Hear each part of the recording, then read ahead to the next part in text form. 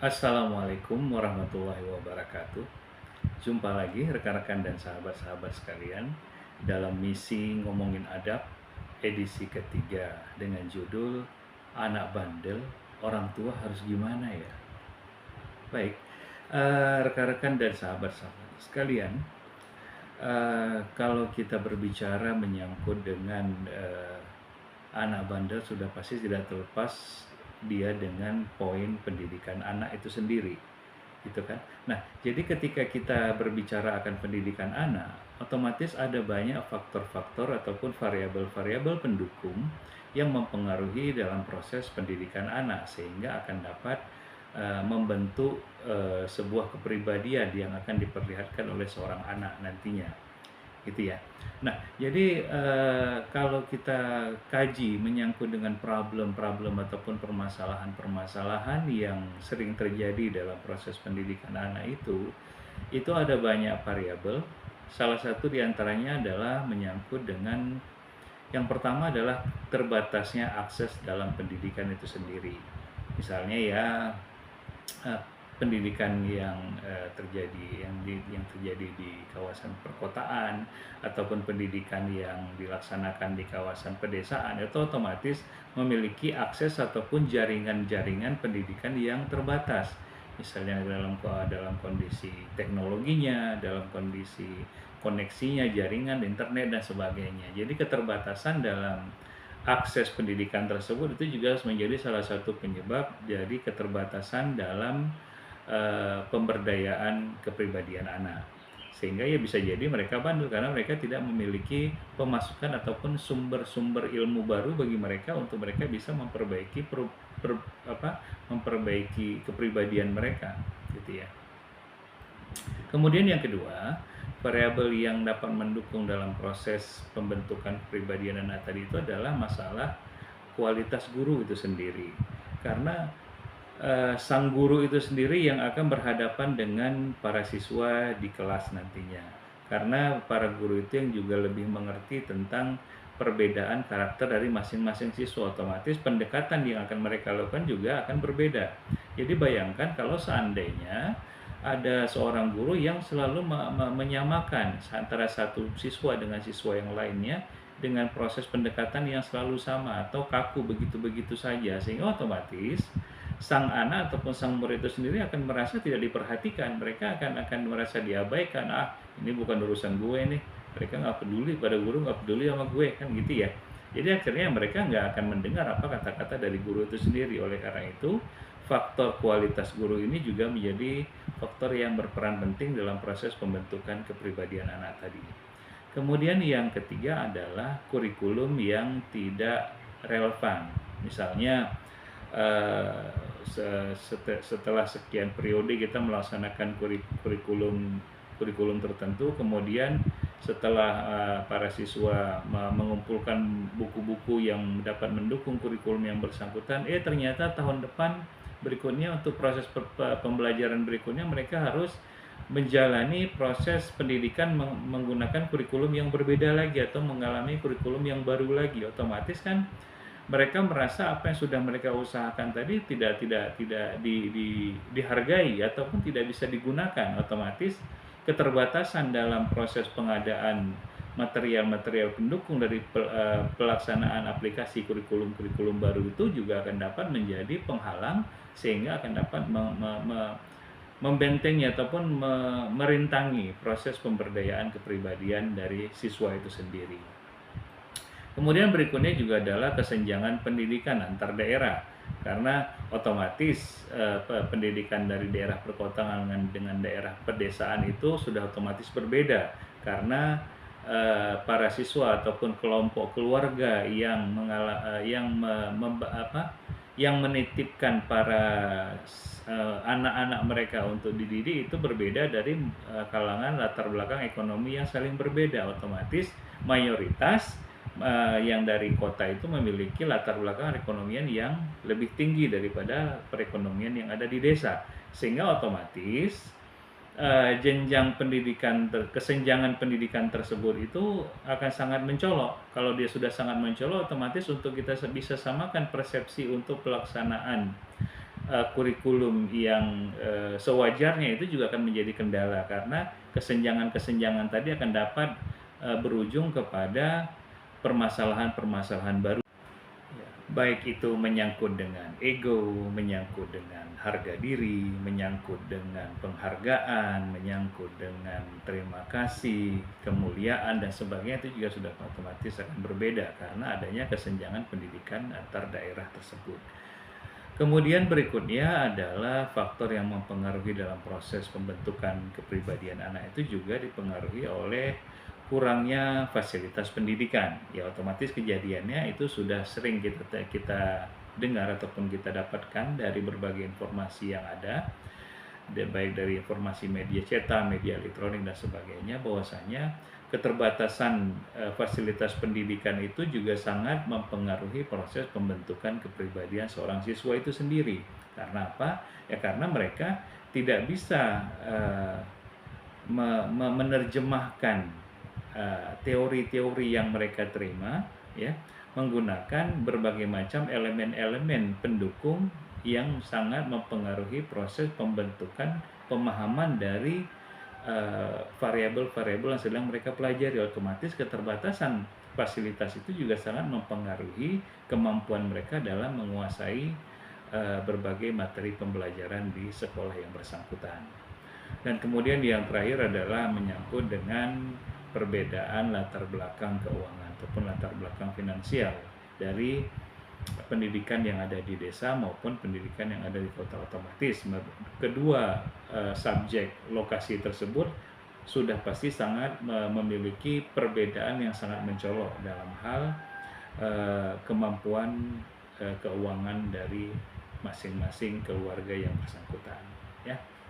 Baik rekan-rekan dan sahabat-sahabat sekalian, itu tadi kan faktor-faktor tersebut itu kan kalau kita pertimbangkan itu kan sangat banyak variabel-variabelnya yang harus kita perbaiki untuk bisa membentuk sebuah kepribadian anak. Jadi kita sebagai orang tua sekarang otomatis akan bertanya-tanya, untuk bisa membentuk anak kita menjadi lebih baik lagi, apakah saya harus mempedulikan ke seluruh faktor-faktor yang bersangkutan, faktor-faktor tersebut, kan begitu ya. Padahal sebenarnya kita sebagai orang tua dari siswa itu sendiri, kita otomatis memiliki keterbatasan, baik keterbatasan dalam aksesnya, keterbatasan dalam hal pengadaannya, keterbatasan dalam hal penguasaan kualitas mengajarnya, dan sebagainya. Otomatis kita nggak akan mungkin dapat melengkapi, menyempurnakan berbagai macam faktor-faktor yang pendukung dari kepribadian siswa itu tersebut. Oleh karena itu, sebenarnya apa sih yang harus dilakukan oleh seorang ayah ataupun orang tua dari para siswa yang mungkin anaknya itu bandel? Jadi orang tua itu harusnya gimana? Kita tuh harusnya gimana? Ya. Jadi berdasarkan hadis dari Rasulullah SAW, suatu ketika Nabi SAW bersabda, tidak ada pemberian seorang ayah untuk anaknya yang lebih utama daripada pendidikan tata krama atau adab yang baik. Hadis riwayat hadis riwayat Tirmizi dan Al-Hakim. Baik rekan-rekan dan sahabat-sahabat sekalian, kalau kita pertimbangkan tadi kan ada banyak faktor yang harus kita segerakan. Tapi yang menjadi tugas utama dari seorang ayah itu sebenarnya adalah tidak perlu harus menyelesaikan berbagai faktor yang bersangkutan, karena itu sudah menjadi tanggung jawab dari institusi ataupun instansi terkait, khususnya instansi bidang pendidikan dan kemasyarakatan bagi para siswa, dan juga tanggung jawab dari pemerintah dan bersangkutan. Jadi tanggung jawab dari orang tua itu sendiri yang pertama adalah, yang paling utama itu adalah pembentukan tata krama ataupun pembentukan adab dari anaknya sendiri, sehingga anaknya tersebut memiliki adab yang bisa sesuai dengan apa yang diarahkan oleh orang tuanya. Nah, bagaimana sih sebenarnya solusi yang harus mereka terapkan agar proses pembentukan adab tersebut sesuai dengan hadis Rasulullah SAW, agar proses pembentukan adab tersebut dapat berjalan semaksimal mungkin sehingga akan dapat menghasilkan anak yang benar-benar sesuai dengan apa yang diharapkan oleh orang tua. Oke, jadi solusinya adalah yang pertama, beri perhatian lebih kepada anak. Ya, seorang anak itu otomatis mereka ingin diperhatikan. Siapapun itu, bukan hanya anak. Kita sendiri sang ayah saja juga perlu diperhatikan. Kalau kita nggak mau diperhatikan, otomatis kita akan berjalan sendiri, buat semau gue, nggak akan ada yang peduli. Otomatis kita tidak akan merasa dihargai. Ujungnya nanti kita tidak memiliki semangat untuk melanjutkan rutinitas kegiatan-kegiatan yang bersangkutan tersebut. Nah, otomatis kalau begitu, solusi yang pertama adalah beri perhatian lebih kepada sang anak. Misalnya ya sore ataupun malam hari, saat makan malam, mungkin siang hari mungkin kita orang tua ayah tidak berjumpa dengan anaknya dari pagi sampai sore, mungkin pada waktu malam hari di satu meja makan bisa saling berkomunikasi menyangkut dengan rutinitas pendidikan anak di sekolah tadi bagaimana. Apa saja sih kendala yang dialami di sekolah? Bagaimana sih selubung ataupun interaksi yang terjadi di sekolah? Bagaimana hubungan dia dengan teman-temannya? Ajak sang anak agar mereka mau bercerita. Jadi dengan mereka mau bercerita, otomatis mereka akan mengeluarkan unek-unek yang ada di kepala mereka. Kalau mereka sudah mulai mengeluarkan unek-unek yang ada di kepala mereka, maka otomatis sang anak itu sudah mulai mempercayai dan mendengarkan arahan dari orang tuanya. Jadi cara memancingnya adalah dengan ajak mereka untuk mulai bercerita, beri perhatian kepada anak tersebut agar mereka mau menceritakan mengenai aktivitas mereka dari pagi sampai sore hari di hari ini. Karena itu mereka akan merasa dihargai. Jadi kalau mereka sudah merasa dihargai dan mereka sudah merasa dicintai, otomatis antara anak dan orang tua itu tetap dapat berjalan serentak sesuai dengan apa yang mereka harapkan bersama. Sehingga akan dapat menjadikan ikatan emosional yang semakin kuat. Kalau ikatan emosionalnya sudah semakin kuat, otomatis perpaduan emosional tersebut sudah sulit untuk dipisahkan. Adanya kebersamaan, sehingga akan menimbulkan adanya kebersamaan antara anak dan orang tua. Itu awalnya karena kita mau memberikan perhatian kepada mereka. Jadi kalau memang kita nggak sempat memberikan perhatian kepada mereka, lalu siapa lagi? Jadi jangan pernah kita selalu mempersalahkan anak, padahal kita sendiri orang tua tidak mau memberikan perhatian kepada mereka. Kita masih bulat-bulat mempercayakan perhatian itu diberikan oleh pihak sekolah, ataupun perhatian itu diberikan oleh guru-guru privat lainnya. Sementara kita selaku orang tua cukup hanya memberikan dana uang saku atau uang jajan saja. Masalah pendidikannya itu ataupun perhatiannya itu kita percayakan kepada orang lain. Kalau itu sudah terjadi, otomatis sang anak tidak akan dapat memuliakan kita sebagai orang tua. Kalau mereka tidak memuliakan kita, otomatis mereka tidak akan mau mendengar arahan dari kita. Gitu dia. Oke, baik rekan-rekan dan sahabat-sahabat sekalian. Kemudian solusi yang kedua adalah menjadi teladan yang baik bagi anak.